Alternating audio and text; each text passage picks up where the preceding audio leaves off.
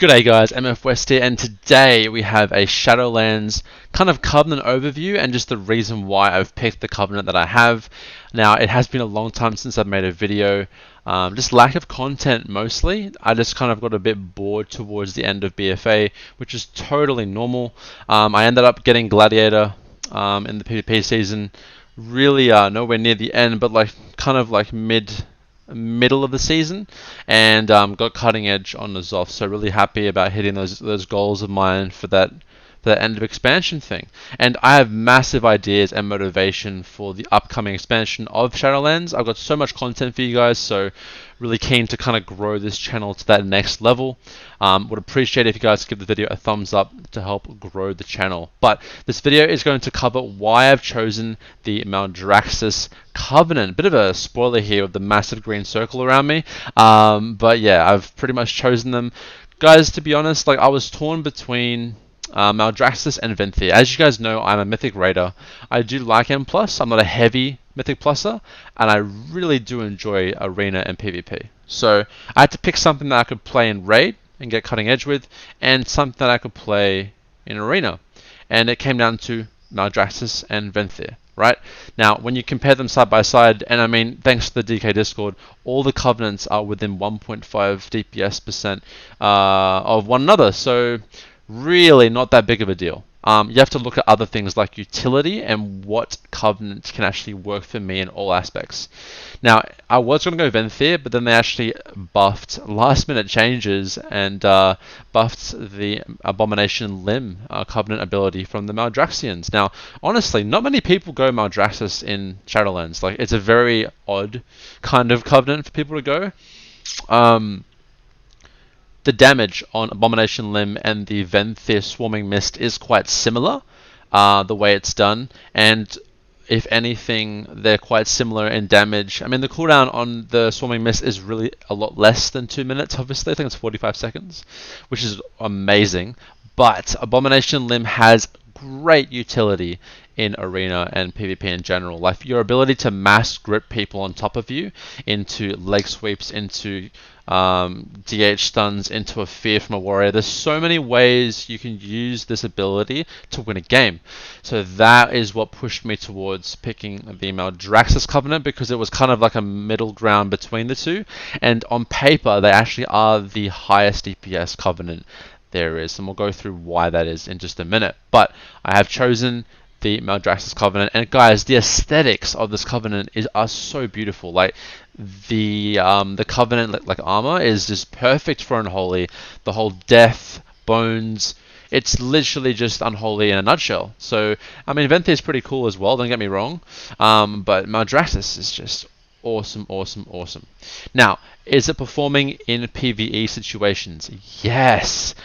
Abomination Limb is very strong, and rightly so. It's a 2-minute cooldown, so it better bloody be good. I do think the Venthyr Covenant ability is stronger in Mythic Plus because of its lower cooldown and synergy with Epidemic, which is one of our highest damaging abilities in Dungeons. So if you're a Mythic Pluser, I would lean towards Venthyr, but if you want to be like me and kind of on the fence between PvP and raiding, then I think Maldraxxus is really good for you. Fleshcraft doesn't seem much use for us, to be honest, guys. I'll be honest. It's not that useful of an ability, even in PvP. It's going to be, and it's awkward for us because if we're kicked while channeling the ability, we get locked out of Shadow. So no Death Coils, no Scourges, no Soul Reapers. It's all locked. You're kind of screwed in that aspect. You can't apply diseases. Yeah, a little bit awkward for us in that aspect. But I have some clips for you guys to show you some kind of like spikes of damage and just how well I think Maldraxxus can be shown in a few clips. But I have so much content on the way that I've recorded and just need to edit and pump out. So all of that will be on the way. So my ambitions for this expansion, I want to get Gladiator each PvP season. I want to get a respectable Mythic Plus score. For me, that's basically like top 10 DPS DK on the server, which is normally a decent amount of IO. And I want to be... I actually ended up finishing 30th in the top 30 Death Knights in the world for Unholy in Ny'alotha, so I want to keep that level of skill in terms of in WoW logs and whatever, and just want to be really competitive in raid, guys. Even though I'm in a 2-day guild, I still want to push the boundaries, and I want to be like known as like a top level Death Knight in PvE. So that's really big for me. I would like to hit 2.7 in Arena as well. That's a new goal for me now that I've achieved Gladiator. So let's get it. And you better believe that I'm going to be pumping out all this footage for you guys. So if you're really into DK, this is the channel for you guys. So one real quick thing that has made it so easy for me to pick Maldraxxus is Ameni. We're going to unlock him, I think, the same week as Heroic. I might be wrong about that, but it's the first ability we get here. Abomination Limb increases your strength by 5% and up to 4 nearby allies. Jesus. Primary stat by 2% for 20 seconds. You gain additional 2% additional strength for each ally affected. This is a massive, massive strength bonus for yourself and your allies in Raid, in Mythic Plus, and I guess to an extent in PvP. I do not think Ameni will be the actual conduit that I'll like the guy I'll be choosing for Arena. I think I'll probably be going with Plague Deviser Marilith. I have to do more of a deep dive when we get there, but the Arena season is getting closer, so I might release like a video / guide as to what I'll be doing when the Arena season goes live. But for PvE, Mythic Plus and Raid, Ameni is 100% the go-to. That's pretty straightforward. Is it a bit trickier for PvP? So I have to have a look at Plague Deviser and Bonesmith. But Bonesmith will most certainly not be available when the season drops, so the Arena season. So yeah, unfortunately that's the case there. Gameplay wise, Unholy has had a few changes. I'm not going to go into too much detail until I release the guide, but overall, I think we're looking pretty decent in PvE, guys. I think a lot of people you'll see actually kind of state that Unholy is a bit overtuned in that aspect, and let's just see. I'm not going to say anything. Let's see what Blizzard does before Mythic goes live. So yeah, I'm going to show you some clips now, guys. Let's get into them. Alrighty, guys, really honestly just short clips to give you a taste of what I think the Maldraxxus Covenant can bring, and kind of like a state of Unholy. Honestly, in Mythic Plus, we are looking extremely strong, if not one of the strongest melees currently, but again, that is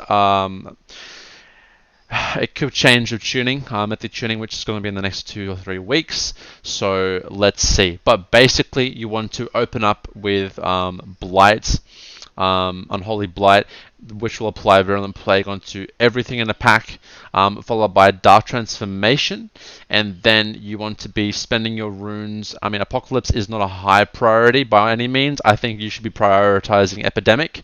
When it comes to a stage where you're trying to use Festering Strike to build wounds and drop down your D&D to Scourge Strike, that after you've spent a few runes, if not 3 to 4, that is when you want to be using Abomination Limb, because remember, it gives us 3 runic corruption procs, which is amazing, and it will help you regenerate runes faster. And remember, Abomination Limb itself is a huge DPS cooldown, and it does a lot of damage. Let's be honest, guys. So let's have a look at this clip really quick. I'm just going to mute that and let's go. Alrighty, so I've pretty much gone into the pack with Dark Transformation and Abomination Limb up, D&D's down. I've got the Runic Corruption ticking, and look at the damage. Just for your information, guys, in this clip, I'm like 140 item level, if not around 148, 146, and this is the damage we're doing. Yeah, really massive cooldown, and honestly, like, again, here's the situation where we're on a 4-pack, which is pretty normal and standard in World of Warcraft in these dungeons now, and look at the damage, guys. The utility that Unholy brings, I honestly think we're in a much better position overall.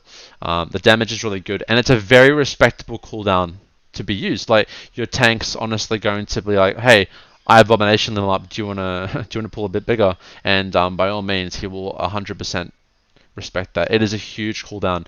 I don't know of many other Covenant abilities that I've seen so far that compete with this amount of damage. But I'm sure if there is, it should be on a 2-minute cooldown, or it's like just literally broken. So yeah, it does a lot of damage, guys, and the Runic Corruption proc is really nice for regenerating runes. I do like its use in PvP a lot better though. It was actually pulling in beta. It was actually pulling mobs that were out of combat into combat, but they fixed that because that would have been a big problem. Here, start of a BG, typical scenario. I'm going to literally run into the enemy team, Abomination Limb, and group everyone onto me. Now you can imagine the synergy what you can do with this with warlocks, with monks, with leg sweep. There's a lot of outplay potential that you can do with Abomination Limb. I'm just wreaking havoc on the backline with Epidemic, and check my damage and the Boomkin's damage in this. It's literally incredible, and this is nothing. I'm at 140 item level, guys. I'm now almost 180 item level, and there's a massive power spike. So I need to show you guys those clips, but this is just a taste of what we can do here. Really insane. So you can pretty much just like go onto the backline and destroy. Here is a 1v1 against a Demon Hunter whose name I'm not going to mention. I play this pretty well. Alright, so you want to respect a Demon Hunter while I got Blur up, so I AMS that, and I got Abomination Limb going up now. I AMZ just to try and nullify some more of his damage in meta. And now I'm just going to kite and play it smart, play it safe. I have my pet root ready in case. He goes back down onto me, and he's going to fly up in a second. I don't get the I-beam kick, unfortunately. I think I do. I try and Loz it here, but it actually gets a little bit of damage in me, and it's very quick. Like, Arena is a lot faster, and look how fast that duel was. I think duels against Demon Hunters were a lot slower, to be honest. But yeah, straight up 1v1. And there you have it, guys. That's all the clips I'm going to show. I'm really happy with how Unholy is at the moment. I can't say an in-depth like analysis of Unholy in Arena because it's not the Arena season. We have to wait like 2 or 3 weeks until that has been released before I can actually say something, but it's looking okay. I do think TSG is back on the cards, along with Shadow Cleave and then Affy Lock. If not Unholy DK and Shadow Priest, the game will be very strong. So let's see. But this is what I have for you today. This is my insights and just thoughts on what Covenant you should go. If you have any questions, pop them down below in the comments. I am on social media at MFWestWow on Facebook and Twitter. Please follow me. I keep you guys up to date on everything that I'm finding in the expansion. Have an awesome day, guys. Stay unholy and peace.